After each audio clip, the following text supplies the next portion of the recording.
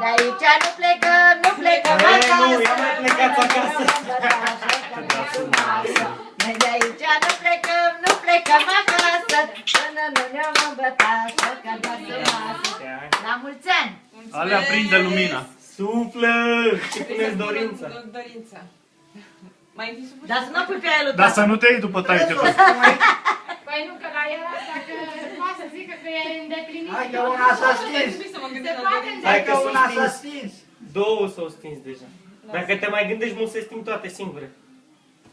Deci să aprindă mama. Numai să nu scape iureștorul. Dar nu văd unde. Uite tu aici, una, două. Da, nu, mai trebuie să le Asta pui pe aia astea. acolo, 28 să nu se stingă. Hai, lasă-l să Lasă, sufle. hai. Tu cred că ți se pui vreo 5 dorințe, una numai. Hai deodată. Bravo!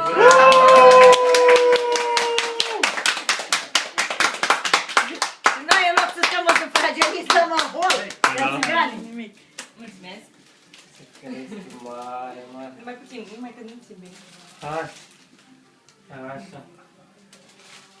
Nu mai tura, că nu suntem așa frumos îmbrăcați. Nu sunteți fotogenici? Nu suntem. Păi nu ți-ai luat costumul. Filmează acum, uite-o pe ea cu sortul. Picioara pe tot, că uite, mai un pic. Bine? Da. Bine. Inimioarele alea adânci. Domnule, ce mai aștept? Ce aștept? Bă, poate îl scădeți pe jos. Poate îl scăpați pe jos.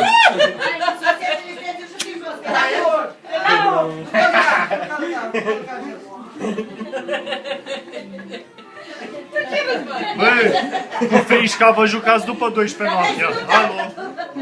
Băi, cu frișca după 12 noaptea. Ia video tati. Aliatul! Hai să scap eu. Uite-i pe tati!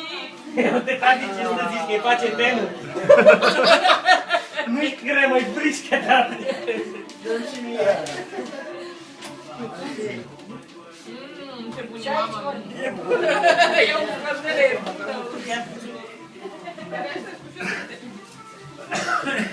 Dar dacă vreau să mă aliata. De să te filmezi și pe tine. Nu, mai gata. Păi stai că tu ai rămas acolo! Hai, mare a scăpat! Să-mi crăcește. Ale cu două parte.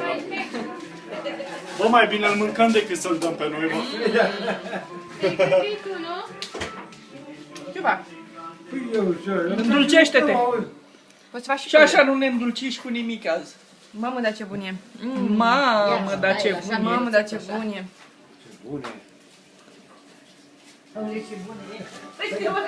Ce tăia și pe aia? Aia nu se taie, mă. Păi da, zice la mulți ani! Eu vreau să rămân la 18 ani. Păi și eu vreau, dar nu se poate. Cine? Și tu ai vrea? Și tu. Iar vrea la 18 ani să iasă la pensie.